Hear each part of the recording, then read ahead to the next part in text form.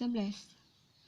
Andaikan f suatu polinom dengan koefisien bilangan bulat, yaitu fx sama dengan D0 dikali x pangkat n ditambah D1 dikali x pangkat n kurang 1 ditambah D2 dikali x pangkat n kurang 2 sampai dengan D pangkat n kurang 1 dikali x ditambah dn dengan D0, D1 sampai dengan dn masing-masing bilangan bulat. Jika A kongruen dengan B dalam modulo M, maka FA kongruen dengan FB dalam modulo M. Bukti. Langkah pertama itu kita menggunakan teorema 7.10. Jika A kongruen dengan B dalam modulo M, maka A pangkat N kongruen dengan B pangkat N dalam modulo M untuk M bilangan bulat positif. Karena A kongruen dengan B dalam modulo M, maka A pangkat 2 kongruen dengan B pangkat 2 dalam modulo M. Begitupun dengan A pangkat 3 kongruen dengan B pangkat 3 dalam modulo M, sampai dengan A pangkat N kongruen dengan B pangkat N dalam modulo M.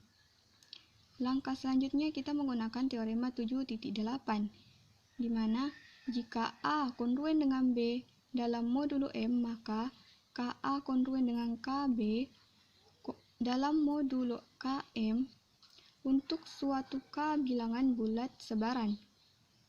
Sehingga diperoleh D0 dikali A pangkat N kongruen dengan D0 dikali B pangkat N dalam modulo M, D1 dikali A pangkat N kurang 1 kongruen dengan D0 dikali B pangkat N kurang 1 dalam modulo M.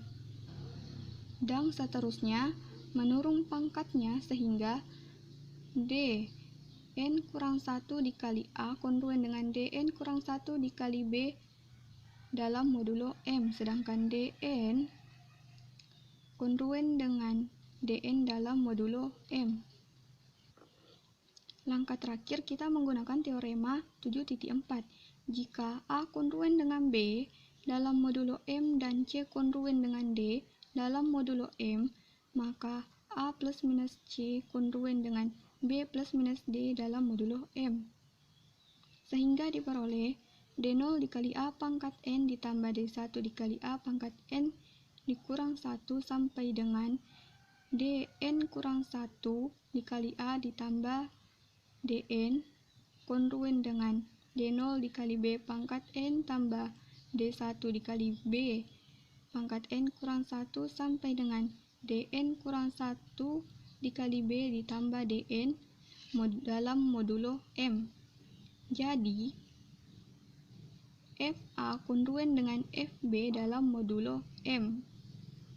Contoh, Fx sama dengan x kuadrat dikurang 3x tambah 5, maka F5 sama dengan minus 3 modulo 2. Penyelesaian, F5 sama dengan minus 3 modulo 2 sebab 5 dikurang 3 sama dengan 2 atau 5 ditambah 3 sama dengan 8. Selanjutnya kita substitusi 5 dalam persamaan Fx sama dengan x kuadrat dikurang 3x ditambah 5.